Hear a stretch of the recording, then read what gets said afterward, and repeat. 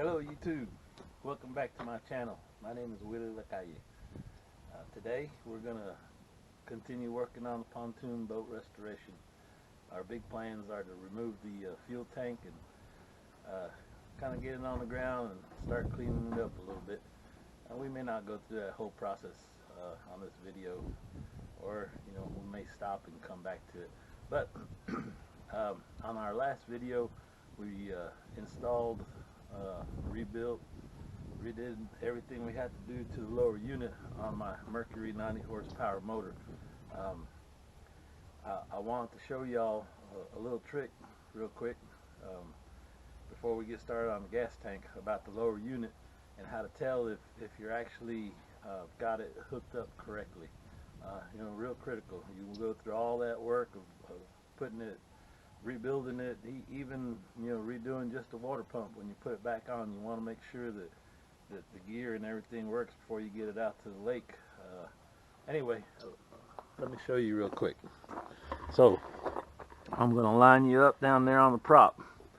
Mainly what you want to do is spin this prop. See, right now it's spinning freely and there's no clicking or engagement, and it goes in both directions. So what that means is we're in neutral. Alright, so I'm going to go up to the console and the gear shifter and make sure that it says neutral. Alright, so instead of moving the camera and making all that noise, I'll just come up here and do it.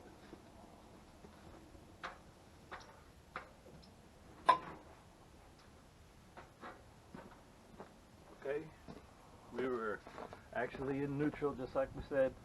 I shifted it. You could probably have heard the little click into drive.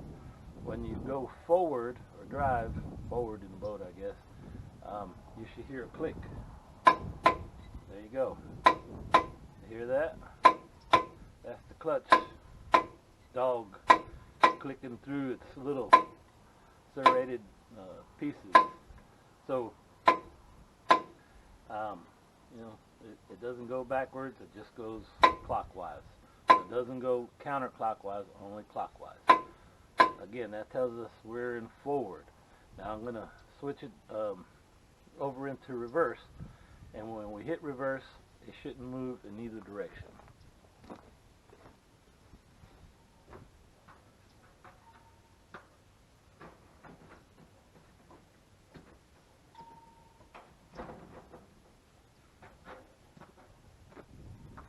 Okay, I've shifted it into reverse, and there you go. It's not going in either direction. I mean, it's got a little play, right? But when it gets to the stop, it doesn't go counterclockwise, and it doesn't go clockwise. So that's reverse. We started out in neutral. We went to forward. Now we're in reverse. Now I'm going to go back to neutral.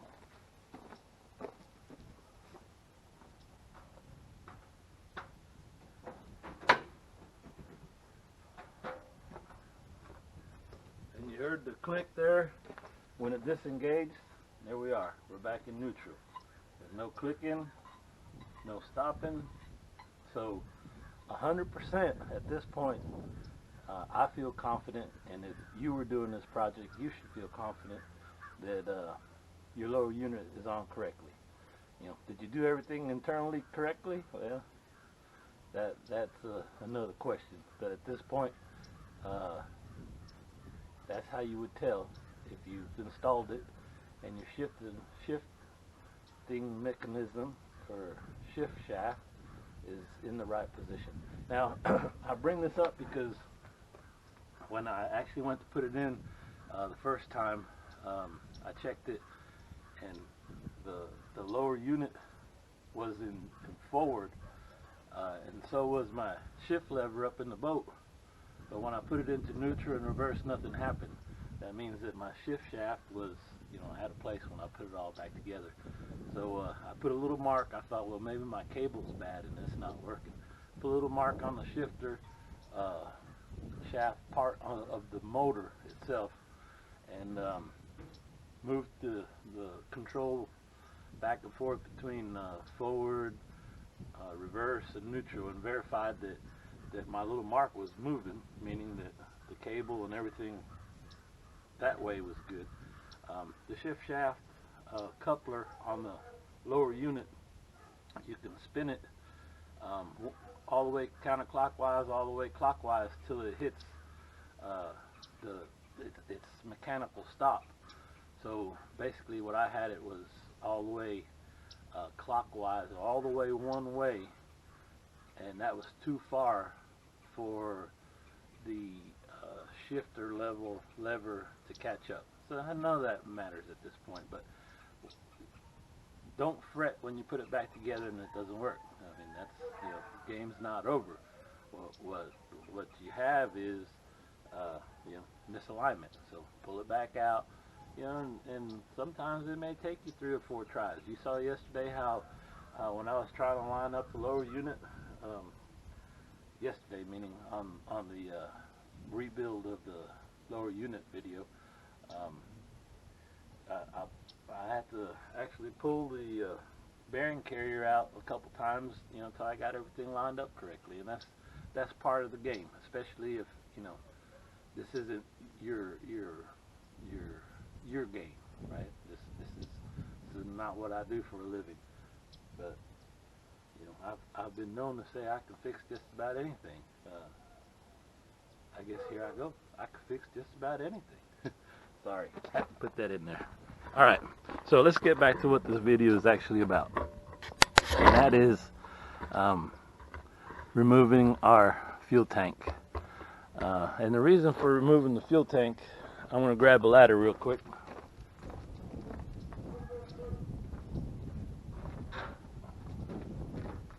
This is the ladder I was using to do the shift shaft, the lever up there. So the reason for removing our fuel tank is, you know, this thing's been sitting for a long time. I'm going to throw out the number of 10 years. I don't know for sure how long, but somewhere along there, that the gas in there is absolutely bad. You know, after rebuilding the carburetors and the fuel pump and replacing fuel lines, the last thing you want to do is even attempt to start this thing with old fuel and old gas tank. And so my intentions are to remove it. It's been a while since I removed this thing. I think it's about half full. Oh, that's 21 gallons. We'll see if I even have the ability to remove it without draining it. Get you up a little bit higher there. I don't want you to miss out on any of this fun, especially if I fall off that ladder, huh? Let's not talk like that. So, well, we should be able to do this. I'm going to go ahead and try to get this thing out of here. Like last time I did this, I had to open the top and come out from the top. That may be the case. So we'll see. Some gloves on. Got some nasties in there.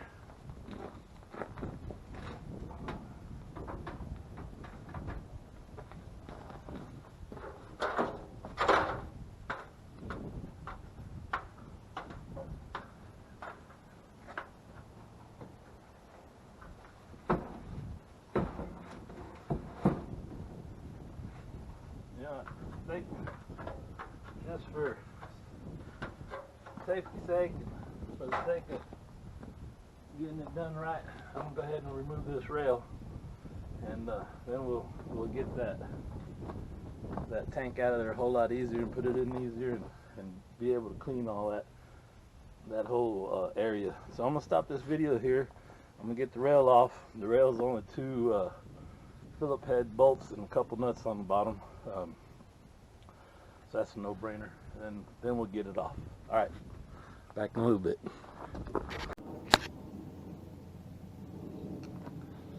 Okay, we're back. This thing's coming off pretty easy, so I guess I'll go ahead and work through it with you. First bolt came out real quick. no problem any longer to get my tools out. Basically a big stainless steel 7 Phillips head bolt with the 7/16 lock nut on there. There we go. So I like to put all my stuff on inside plastic bags so we don't lose everything. Kind of like I'm doing here right now. I think I just lost the washer that was on there. No big deal, but oh, look there. Lucky me, I found it. So, you know, I come back and I get little plastic baggies and I put all my stuff up. We got a big major ice storm coming in tomorrow. I'm telling if I finish this today, or I'll have to get back to it tomorrow. So basically, this is just a bar to keep the fuel tank in place. Came off, 2 little bolts, no problem. Now, that's a whole lot easier. You know, as I get older, I learned that working smarter and not harder is a whole lot easier. Not that I don't mind getting down with my bad self, picking things up that I probably shouldn't be. Sometimes just to prove to myself I can do it. But you know, certain things hurt as you get older. There's no need to make all that happen. This is the fuel line, and it's real stiff, and so is the fuel pump. So you know, all that needs to be replaced. All of that needs to be replaced. And what I found over the years is it's easier to just buy a fuel pump, which, you know, $10, $15, whatever, and some fuel line from the auto parts store. We got some places out here in the country that I like to go to, just because, you know, the big box places are moving in, and over the years these people have treated me right. I like to support them any way I can. You know, this 10 feet of 36 cents per foot gas line helping that much? Well, maybe not, but I like to think that every penny counts. In the end, you know, I want for them to survive, to stay around, some longevity. They're good people. They're country folks. They've taken good care of us for years. So here's the part where we have to be careful, because this is heavy. There's a lot of gas in there. Yeah. There's that part where a helper would be nice, but ain't gonna happen today. Okay. There it is. Gas tank's out. Gas tank's down. Get a paper towel real quick. Oh, look at there, I have one in my pocket. There's a tag on here. It says what size this thing is, and you know, all that good information. Hopefully I'm not scrubbing all that off.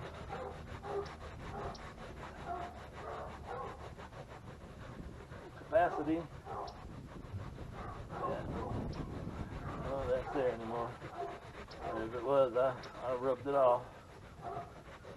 But yeah, I want to say it's 18 or 21 gallons. I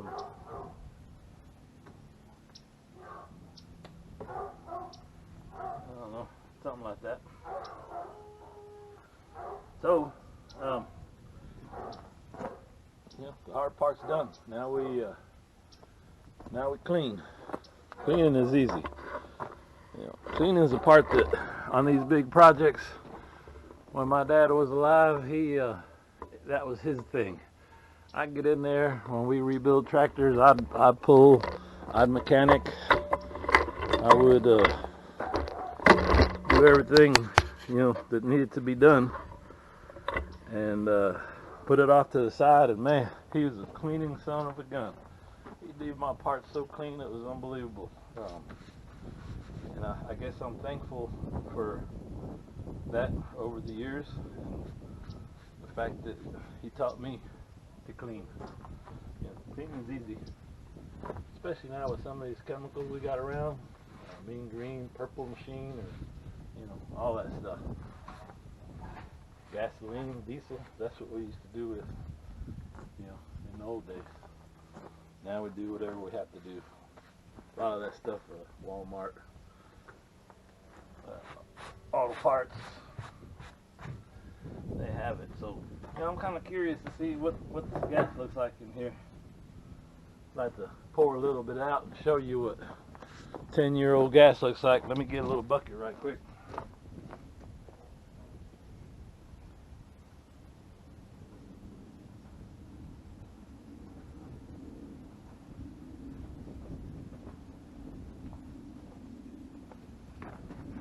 Alright, so this stuff is it's 2-stroke, so it's mixed gas, right?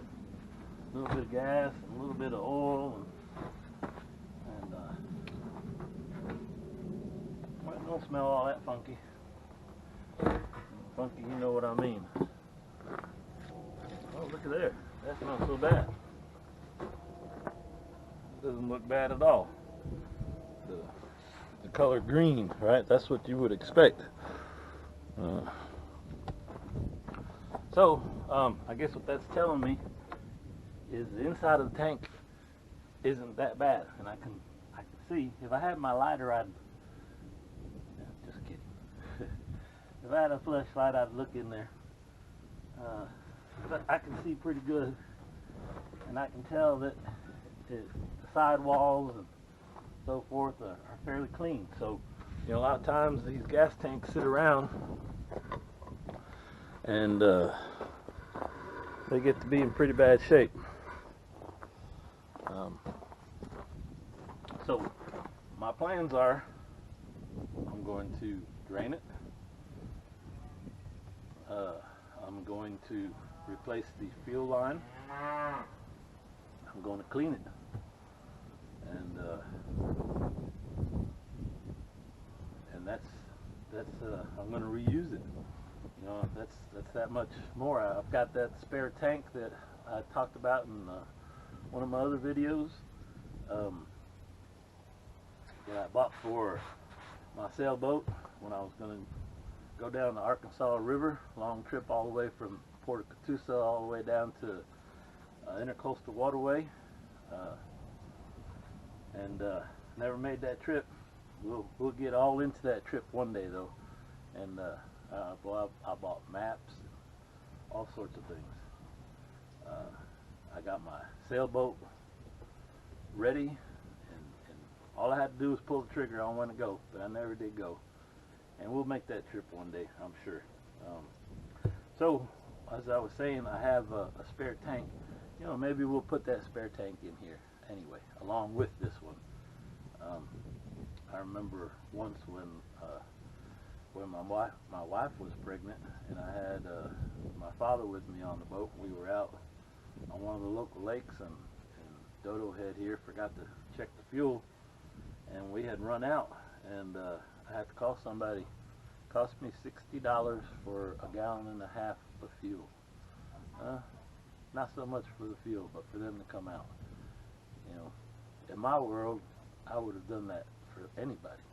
Go out, give them 5 or 6 gallons, whatever it took to get them back.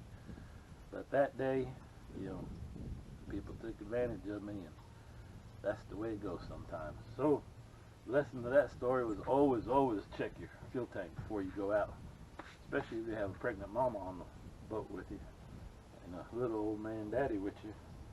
So, at this point, I'm gonna go get some cleaner, spray this thing down real good, maybe let it soak overnight. Maybe not. Maybe I'll just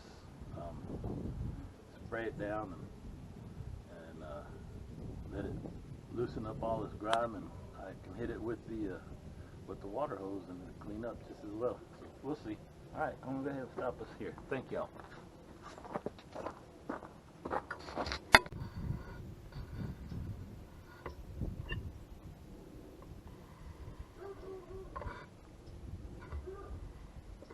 Well, I gotta say, there's nothing like a good old wheelbarrow. And this wheelbarrow, one day on my way to work at night, I saw something out of the corner of my eye. I thought, when I passed by, and I thought, boy, that looked like a dang wheelbarrow. I sure could use a wheelbarrow. And I backed up, went and got it, jumped out in front of traffic, make sure nobody beat me to it. I was like a little kid with a new toy. Threw it in my vehicle and went on to work. The next day I got home and I looked at it and wow, what a good deal. Free.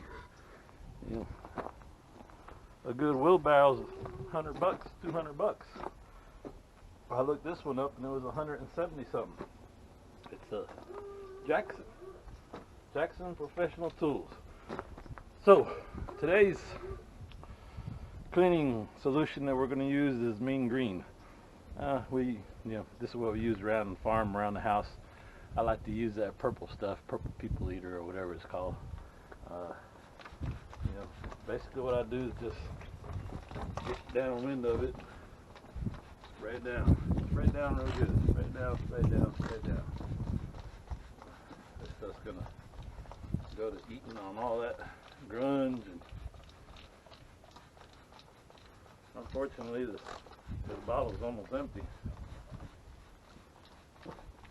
So I'm probably gonna have to buy another one today. You spray this thing down and you let it soak, and it does this thing. Time is what does it. So,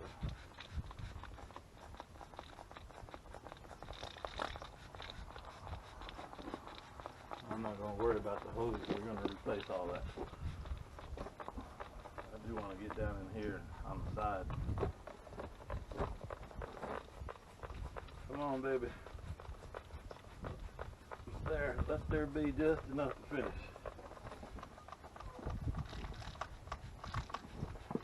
And what we'll do is we'll move this over to where the water hose is. Since I'm working here, I don't want to mess this all up and get it all wet. And then we'll spray it down. We'll see what that does.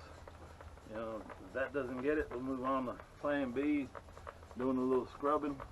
I guarantee you this tank's going to come out clean. And what you're seeing here, I guess, is oil and gas and grunge and years and years of nonsense that's built up on it. And I went through this process a couple times already. I know she'll clean up. And that's it. Next shot you'll see is us dragging it over to the water hose and seeing if it'll come off. I would pull out the power cleaner, power washer, but as I said, we got a nasty little ice storm coming, and when there's ice and all, there's usually freezing that comes along with it. And I did a pretty good job the other day when I put it up, getting all the water out of the hoses and the pump, and we just I also mentioned in the power washing video, you want to use up all your gas if you want that thing to start up next time you run it. So obviously I ran all the gas out of it, and however, if this thing doesn't clean up, I might get hard-headed and pull that thing out and get after it. So we'll see. Take this over to the cleaning station here in a little bit and wash it down with the garden hose and see what that does. We'll get back to you. Alright, we got it over here where we're going to wash it down at. I'm going to turn on the hose, and while I'm over here, I'm going to add some water to our water bowl for the cows. You see them standing around at the drinking station like that, that's because they're wanting some water.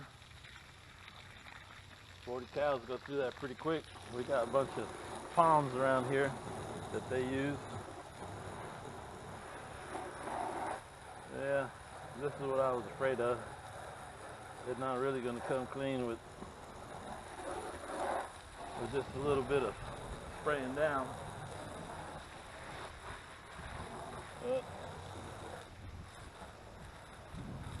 But that pressure washer is going to do it. So let's go ahead and get the pressure washer out. I love using that thing.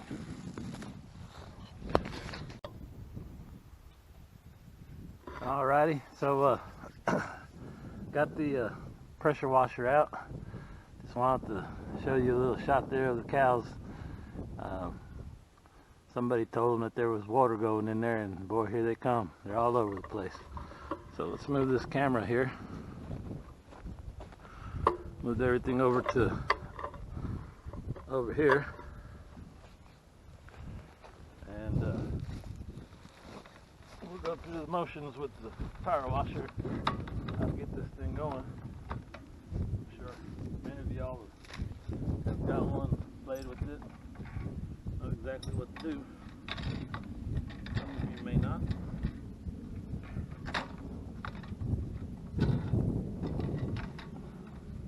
Open that up so we can get to the fuel tank.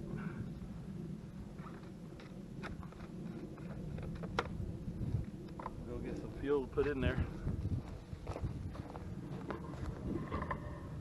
I'll be right. Alright, well this time I only put about a quarter tank of fuel in there. And probably wouldn't hurt to leave it full, knowing that I'm about to pull the seats out of that pontoon boat. When I do that, I'm going to have to power wash the floor again. But it is what it is. Get up out of the way. Get our water hose hooked up. Come on.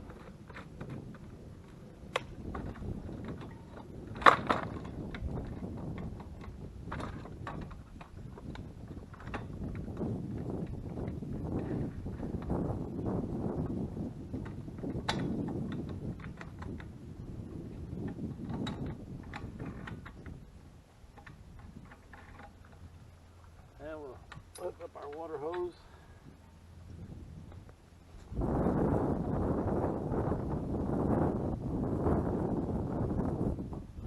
So I kind of went through the same thing on the bass boat here not too long ago. That gas tank is still out. It's a nice big size aluminum gas tank. Maybe I'll show you a shot of it here in a little bit. Last time we turned this thing on, we forgot to turn the fuel valve on. Here we go. Let's see how long it takes pulling on this thing, get it primed and start it.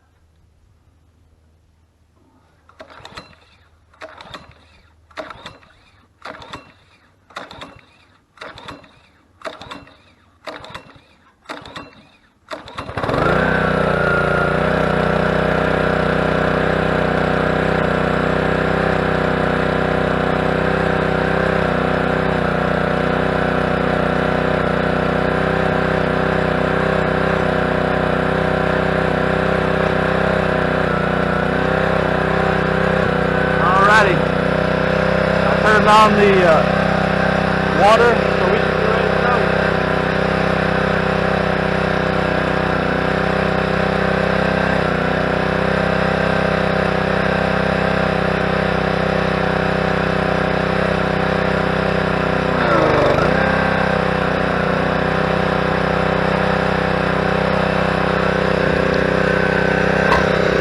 I noticed that the wind is blowing towards the camera.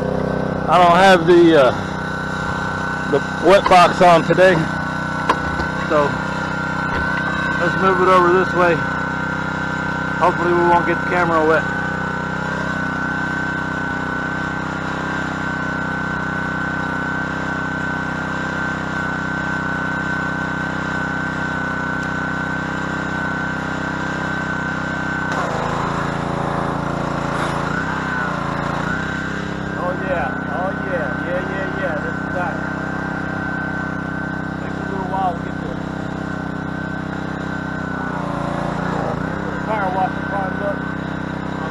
that the water trunk and make sure that thing doesn't overflow. I always set my alarm clock on my phone to remind me, because man, I come out here and forgotten, and there'd be hundreds and hundreds of gallons on the ground. You don't want to do that. They cost money.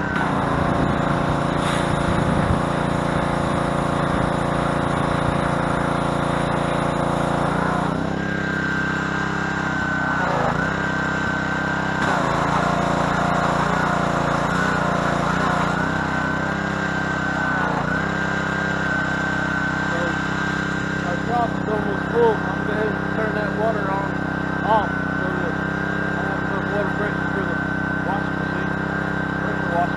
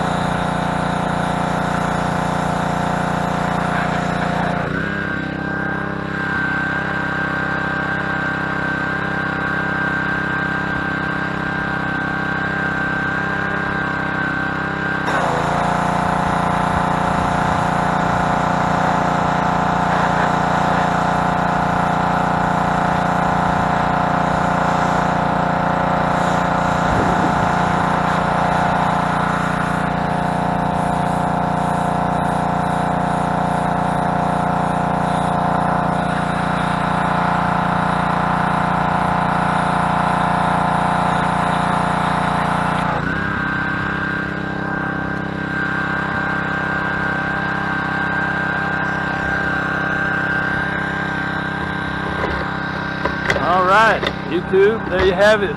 We've cleaned up the gas tank. I'm going to let that pressure washer run for a little bit, maybe run that gas out. We got the tank looking good, I'm happy with that. Considering, you know, what it looked like, I can live with that right there. That's perfect. I thought I'd take you over here and give you a little shot of the cows real quick. That's little baby Stripe there. He's just born a few days ago. You can see the video of Cachita had a little baby. Baby Stripe, baby Stripe. That's some of my Black Angus stock. The big black milk cow in the background. That's Tarita cleaning herself up. Old Fluffy over there. Boots. Boots is a milk cow. She's got 4 white tips on her feet, on her legs. Her mama passed when she was just a little baby. I bottle fed her for a while, and well, that's how some of that goes. Yeah. So, a little tour of the cows. We'll head on back over here. See what we're going to do next with this fuel tank. I think I'm going to go ahead and stop this right now. Next thing I'm going to do is basically just pull out the old gas, pour it out into some containers I have laying around here. Use that for burning. And you know, basically we're done.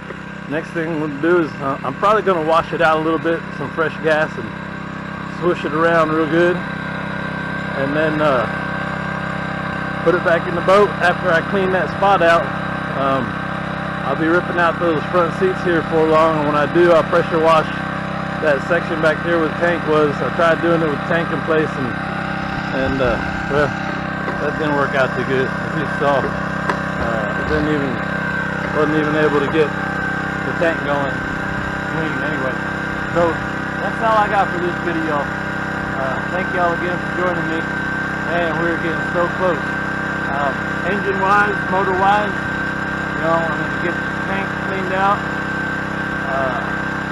I'm going to replace the fuel line from the tank to the motor. I'm going to actually take the gas tank out of my little 1955 Sportscraft fishing aluminum boat that I've been using.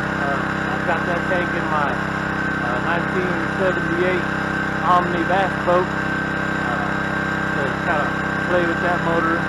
So I'm going to use that tank because I know it's got fresh gas and oil in it when I go to start this motor up. And man, that's going to be an awesome day, YouTube, when I finally hear this motor going. You know, it's been a few months now. I've been working on it little by little.